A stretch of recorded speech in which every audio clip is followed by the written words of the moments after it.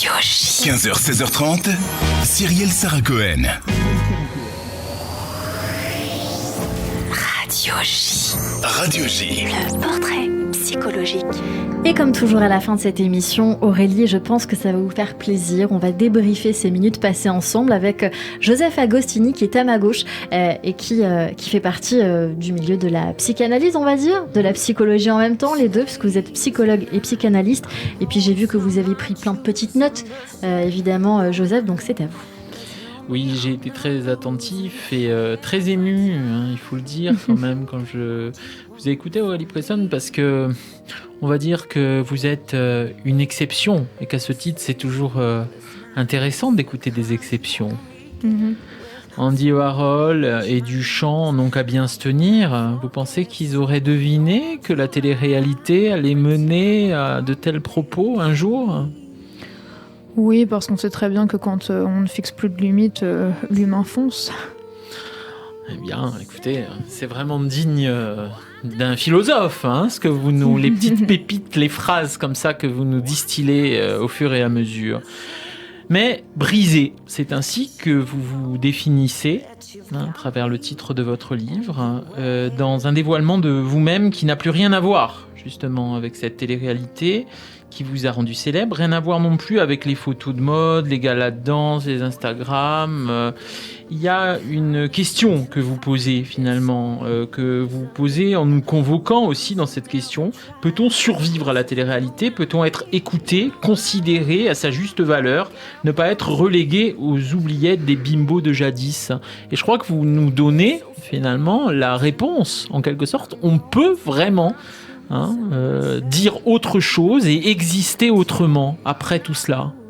Moi, j'aime beaucoup en fait jouer de cette armure, de cette carapace. C'est-à-dire que les gens qui me considèrent être une bimbo et qui prennent pas 5 minutes pour me parler, tant mieux. J'ai pas le temps pour les gens comme ça. C'est-à-dire que pour moi, en fait, on peut pas se fier à ça. L'être humain est plus qu'une enveloppe charnelle. L'être humain est bien plus qu'une enveloppe charnelle. C'est pour vous, pour la majorité, vous savez bien que... Et puis d'ailleurs, ça se vérifie. Quand j'ai dit au début que vous étiez une exception, je le maintiens. C'est-à-dire, souvent, ça se vérifie. Souvent, il y a quelque chose quand même qui sonne un peu creux dans la télé-réalité. Je suis pas sûre, en réalité. Non. Honnêtement, je pense qu'on a tous notre parcours et on a tous nos douleurs et je pense qu'elles sont personnelles. Et donc, je pense que si en fait on prend 5 minutes à partager un moment de vie et qu'on apprend à découvrir peut-être l'histoire d'une personne, on peut être surpris. Donc, oui. En fait, vu que toute ma vie, on m'avait mis dans une case, je refuse de faire ça aux autres. Donc, pour moi, il y a peut-être énormément d'exceptions. Ah. Alors, avec vos mots, vos engagements, vos prises de parole, il y a chez vous une vraie pertinence, un esprit d'analyse, une réflexion au service du progrès. Vous mettez votre notoriété au service de ces causes. La popularité des anges se transforme en quête de civisme, de culture d'empathie. Et ça fait bizarre. Et ça fait du bien. Et ça fait du bien. Ça fait du bien. On a envie de sourire à quelqu'un dans la rue. On a envie de parler. On a envie de chaleur humaine. On est fatigué d'être derrière des écrans. Franchement, c'est vrai. En plus, avec le Covid, on a tous été séparés pendant un moment. Moi, je pense qu'il faut revenir aux bases.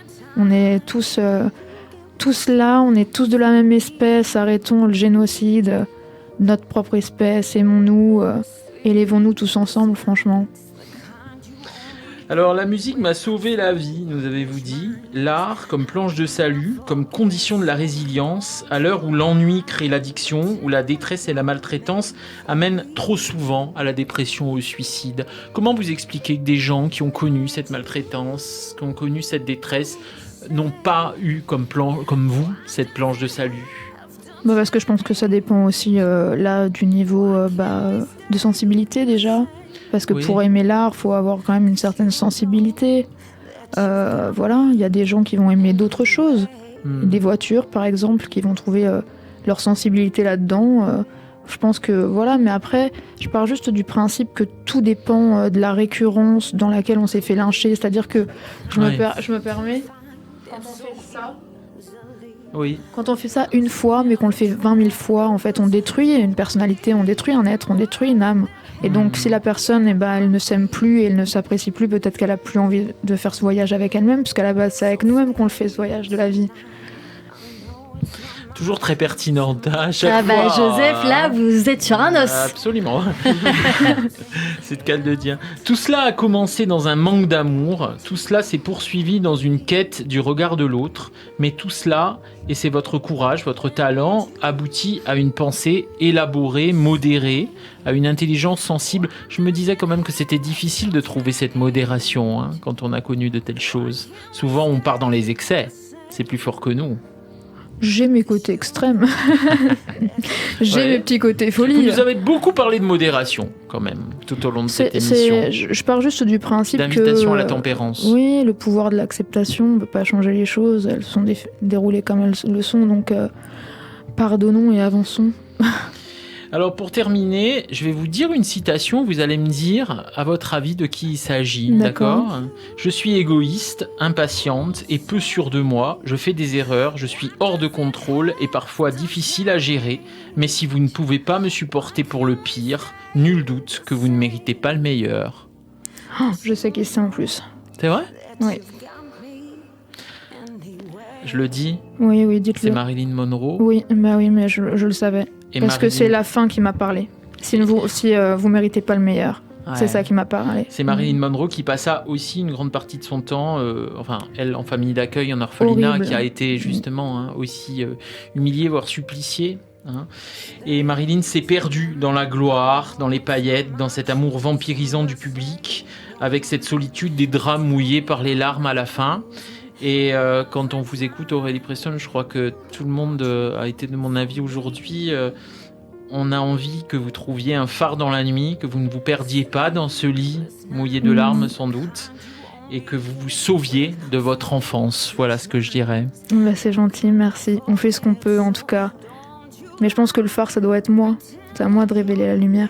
Le phare intérieur. Exactement. Qui vous mène à quelque chose de...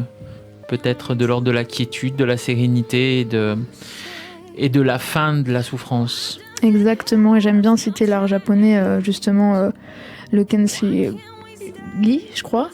C'est en fait l'art de se recréer avec de l'or et d'être encore plus fort. C'est un art japonais, et j'adore ça. La recréation, alors. Voilà, la résilience avec l'or. Oui. Merci beaucoup. Merci à vous. Et merci beaucoup Joseph Agostini, notre psychanalyste du mercredi sur Radio J.